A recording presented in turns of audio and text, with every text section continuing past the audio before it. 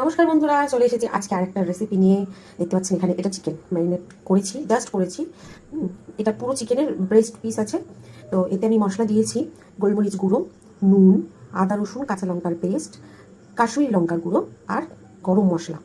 আর দিয়েছি খুব সামান্য জিরে গুঁড়ো, ধনে গুঁড়ো। কারণ এই যে রেসিপিটা আমি বানাতে চলেছি এর মধ্যে জিরে গুঁড়ো ধনে গুঁড়োটা খুব একটা ভালো লাগবে না, তাই খুব সামান্য।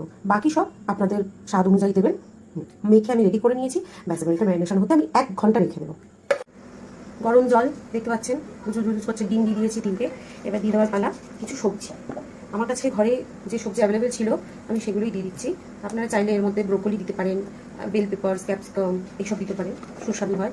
আরও নুন দিয়ে দেবো, সেদ্ধ করার সময় একটু নুনের প্রয়োজন। আমি এতে আলু দিয়েছি আর একটু বিনস গাজর দিয়েছি। এবার অল্প করে নুন দিয়ে দিলাম, ব্যাস। ফ্রাই প্যান নিয়ে নিয়েছি, ফ্রাই প্যান নয়, কড়াই নিয়েছি একটা। এবার দিয়ে দিচ্ছি খুব অল্প করে তেল। খুব অল্প তেলে এটা রান্নাটা হবে। আমি যে চিকেনগুলোকে ম্যারিনেট করে রেখেছিলাম প্রায় ঘন্টা 2 এবার এই তেলটা গরম হলেই এর মধ্যে দেওয়ার পালা। কারণ তেলটা খুব সুন্দর গরম হয়ে গেছে। এবারে চিকেনগুলোকে দিয়ে দেওয়ার পালা। আমার যতটুকু চিকেন আছে সবটাই এই কড়ার মধ্যে রেখে দেবো। এই সব চিকেনগুলোই এতে সাজিয়ে দেবো।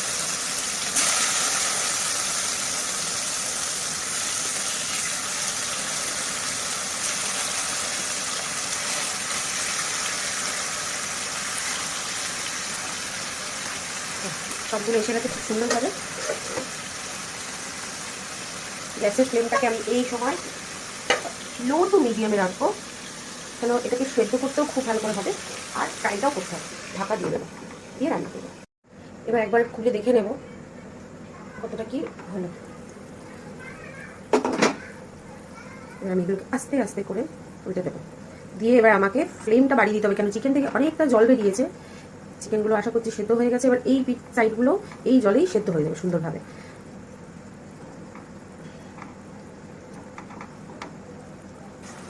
সব চিকেনগুলো আমি ভালো করে উল্টে পাল্টাইনি মানে উল্টে নিলাম। এবার এগুলোকে এই জলটা পুরো চিকেনটাকে সেদ্ধ করতে সাহায্য করবে। জলটা পুরো যখন টেনে যাবে, বাকিটা পরে বলছি, অপেক্ষা করুন। এবার খুলে দেখার পালা। দেখিনি চিকেনটা কত সুন্দর সেদ্ধ হয়েছে। বাহ, খুব সুন্দর চিকেনটা সেদ্ধ হয়ে গেছে। এবার এটাকে গ্যাসের ফ্লেমটাকে বাড়িয়ে দিয়ে এই যে অয়েলটা দেখতে পাচ্ছি বন্ধুরা, খুব সুন্দর একটা অয়েল বেরিয়েছে, তেল। এই তেলের মধ্যে এবার এটাকে চিকেনগুলোকে ভেজে নেবো, হালকা হালকা করে ফ্রাই করে নেবো। সুন্দর একটা কালার চলে আসবে আর টেস্টটা এবারে ভালো হবে। কিন্তু কালকে নিয়ে ভেজে নিতে হবে, তবেই তো ফ্রাইড চিকেন বলা যাবে, তাই না? আচ্ছা, আরেকটা কথা বন্ধুরা বলা হয়নি আমার। আমি কিন্তু এই চিকেনগুলো দোকান থেকে আনার পরে ভিনিগারে 15 মিনিট ভিজিয়ে রেখেছিলাম। না, শুধু ভিনিগার নয়, কিন্তু জল আর ভিনিগার, জলে 1/2 চামচের মতন ভিনিগার দিয়ে ভিজিয়ে রেখেছিলাম, তাতে করে চিকেনটা একটু নরম হয়ে যায়।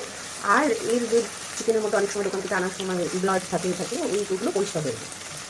এক কথায় পরিষ্কার করতে সুবিধা হয়, চিকেনটাও নরম হয়। চিকেনগুলো খুব সুন্দর করে জলটা ভেজে নিয়েছি বন্ধুরা, দেখতে পাচ্ছেন জাস্ট কালারটা একটু ভালো করে হয়ে গেছে। এবারে আমি তুলে নেব।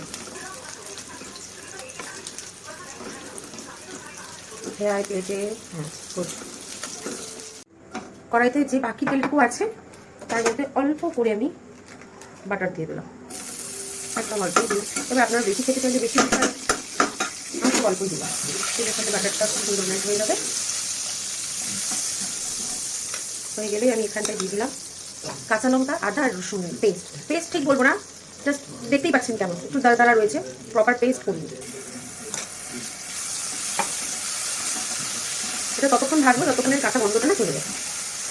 মশলাটা থেকে কাঁচা গন্ধটা চলে গেছে। এবার আমি বাকি সবজিগুলো যেগুলো করে রেখেছিলাম রেডি করে সেদ্ধ করে সেগুলো দিয়ে দেবো, দিয়ে হালকা করে টস করে নেবো। এটা আরও কিছু জিনিস পড়বে, দেখাচ্ছি আপনাদের সব। সেদ্ধর সময়তে নুন দিয়েছিলাম, এখন ফ্রাই করার সময় আর একটু নুন দিয়ে দেবো স্বাদ অনুযায়ী। তারপর দিয়ে দেবো সামান্য অল্প গোলমরিচের গুঁড়ো,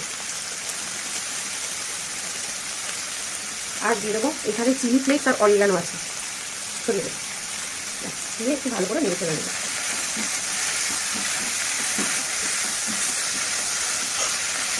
বন্ধুরা, আজকে আমাদের ডিনারের রেসিপি কেমন লাগলো আপনারা কিন্তু কমেন্টে অবশ্যই জানাবেন।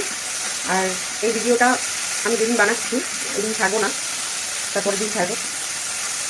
ওকে, শুভরাত্রি সবাইকে। টাটা।